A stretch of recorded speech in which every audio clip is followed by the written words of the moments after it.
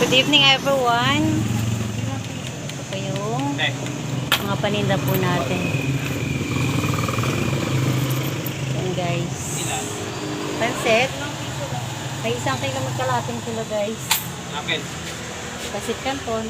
Mga sangkap. Ito po yung mga sangkap na ibang sangkap guys. Yan. May 1 litro po tayong mantika guys. 100 pesos lang po yan. Sa mga pantinda na po 100 pesos lang po. Yan guys, ito po yung mga dilata natin guys. Yan. Ito po yung mga pansit. Pansit bihon, may 1/4 po, may 1/2. Ayan po. May pang. Anyway, nag-deliver na rin pala tayo ng egg. Tsaka, bultuhan ng mga mantika guys. Kasi yung mantika guys, pwede pong pwedeng pang retail, pwedeng pang wholesale po. Po.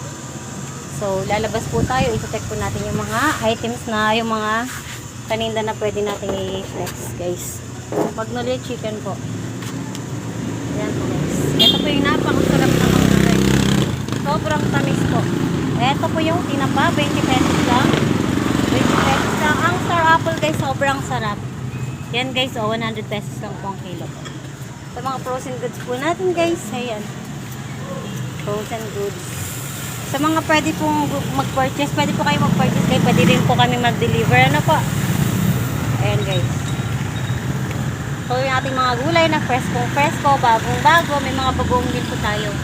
2 klase ng bagong po natin. Isang bilog at isang lapad. Ayan po. Meron po tayong mga toyo, mga dilis toyo. Ganyan. Ano ba? Hindi ko pa po alam. Ito po yung mga gulay natin na sariwang-sariwa guys. Ayan guys. Magde-deliver po kami, depende po sa dami ng ipapadeliver niyo po. Okay? Maraming salamat po for watching.